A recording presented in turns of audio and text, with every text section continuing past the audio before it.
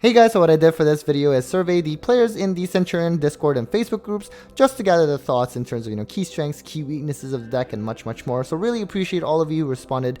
48 players responded to the survey, and you can certainly check out my Twitter to not miss out on any future surveys. I do these type of videos for all other meta relevant strategies, and will continue to do so moving forward. And before we continue, definitely go check out all those discount codes for Yu-Gi-Oh! Sleeves or Yu-Gi-Oh! Singles, whatever you're interested. I'll have all of the links in the description below. So in terms of how difficult the deck is, based on the pilot's perspectives, they actually scored it average around 4.9, which is certainly one of the lower scores among all the other decks that I've surveyed so far. Of course, this is not a shot at Centurion players or anything. You obviously need skill to be able to pilot that deck, or any deck for that matter, really well. I think this might probably reflect the fact that, right now, it's like a one-card kind of combo line, kind of straightforward in terms of trying to turbo out into that Calamity Lock. Maybe some of you don't want to do that Calamity Lock, but nonetheless, I think that's probably part of the reason for this score. And then in terms of the consistency of the deck, they did put it at 8.2, which is actually pretty high, but we will get to this a little bit later in the video in terms of, it's of course consistent when it's not interrupted at all. Again, we talked about that one card combo, but of course there are certain interruptions that can be really fragile for Centurion. In terms of what tier the players would categorize this deck, actually like 70% put it at tier 2. So this one was actually really interesting to see, just because this is a deck that we actually have not had any YCS level events so far, right? Like Valiant Smashes has been legal for like 2 weeks at this point. So we are about to go into YCS in Italy this weekend coming up. So really curious to see how that deck will fare in that event.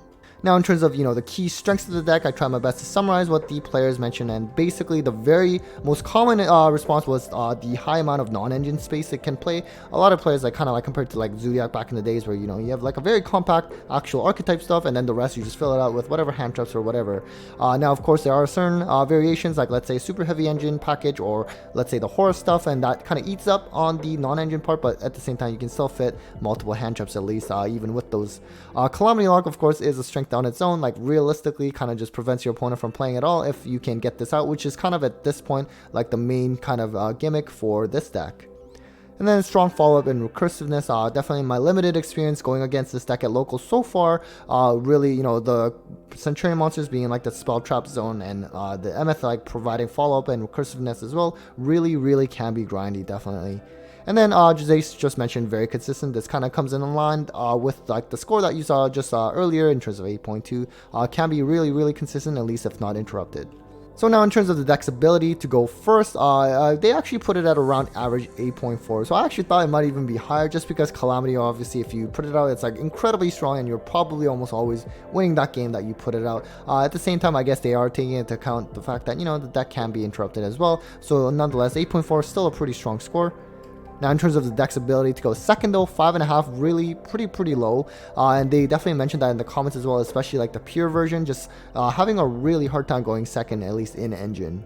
Now, in terms of the typical end board for Centurion, so for some of the decks that I've covered with these survey videos, defining a typical end board has been really difficult because of all the different variations. But for Centurion, it was actually relatively straightforward. And of course, you have the field spell, which provides that quick effect, synchro summon on the opponent's turn when that rolls around. It also has kind of like a protection effect on its own, which will actually come up a little bit later.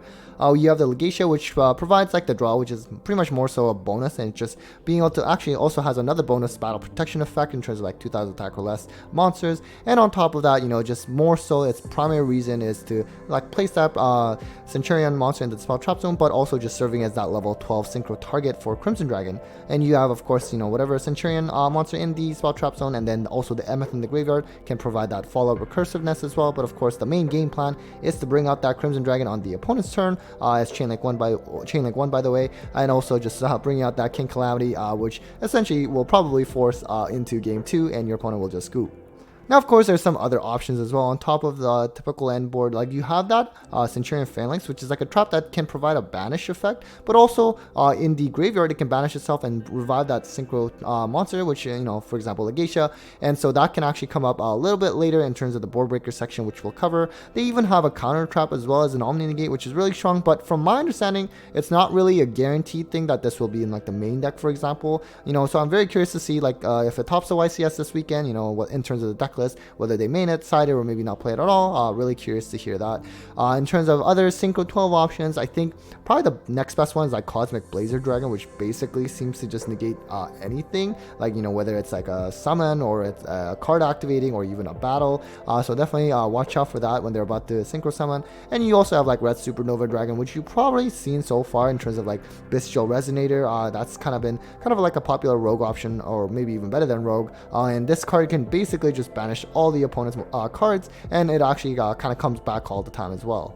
Now, in terms of which hand traps played by the opponent impact Centurion the most, you have essentially Imperm Veiler being very, very high, which kind of is unfortunate for Centurion players, just because these hand traps just happen to be really good against something like, let's say, Turbulence, like the Rescue Ace deck. So it is pretty popular right now. So Imperm Veiler, you have either, let's say, the first name, normal summon, or let's say even like Legacia, which might be better for you to save it for. And then you have something like Ogre, which can be good for, let's say, like all the Centurion monsters. You know, they are traps and they're summoning, so when they're trying to summon, you can Ogre them, which can be really strong. At the same time, like, realistically, how many people are playing Ogre right now? Who knows? Maybe for this upcoming YCS, players try to like prepare for Centurion, they actually play a little bit more Ogre than you normally would. I guess for any deck that plays kind of like field spells too, excluding Centurion, because that field spell happens to have a protection effect, but at least Ogre can usually hit like other field spells in other decks as well. Shifter, they mentioned, definitely can hurt the follow-up. I mean, some comments I read in the survey said that they can kind of play under Shifter, but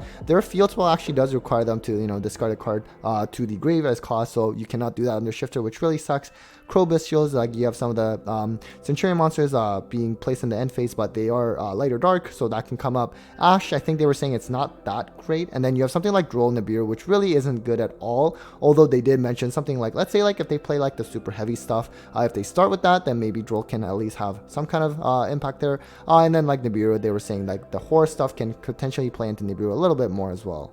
Next, moving on to the board breakers, Cosmic Cyclone, not surprisingly, is actually number one, and this is because, you know, again, something like the field spell, getting rid of that ability to synchro on, you know, the opponent's turn is really, really key, because if they go into Calamity, like, you're kind of cooked, right? So, and also, I guess, technically, all the Centurion monsters, like, if they're traps, like, that's back row, you can also Cosmic them, I guess.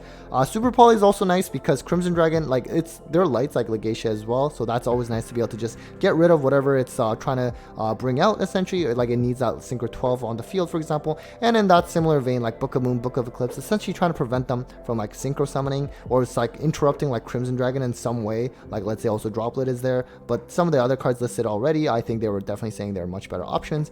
Kaiju is interesting because you can Kaiju the Synchro 12, the Legacia, so that Crimson Dragon doesn't have that level 12 target, but at the same time, we talked about that Phalanx trap card that can revive a synchro, so if they can bring back the Legacia, then they're kind of good there. So that's something that they've mentioned.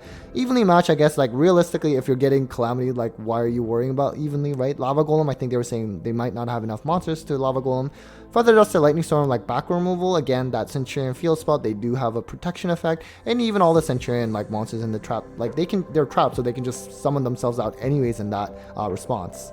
So moving on to the Floodgates, so D-Barrier was listed as number one, which is kind of interesting because reading the comments in the survey, they were saying like they can still kind of play under D-Barrier, you know, especially like you're kind of synchro summoning on like your opponent's turn anyways, for example. So interesting, it was still listed number one, and D-Barrier of course is great against Pearly as well, but at the same time it's not seeing play in like every side deck or anything, but like a pretty decent chunk.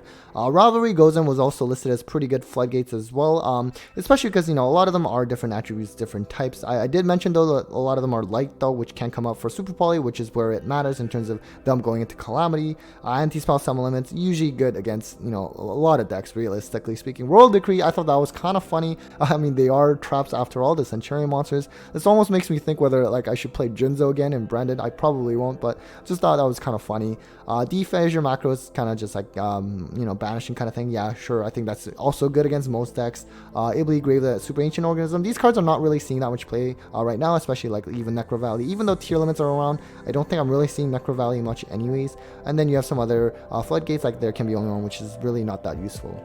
And lastly, in terms of, what are the key weaknesses of this deck is outlined by the Centurion players themselves. The first one that came out is, it is a one-card combo deck, which can be good in its own in terms of, consistency if left uninterrupted, but they were saying that it can definitely be fragile as well. And they were also saying the one weakness is that it's kind of like a, quote-unquote one-trick pony and quite linear, at least at this moment. And again, like that Calamity Lock Turbo play.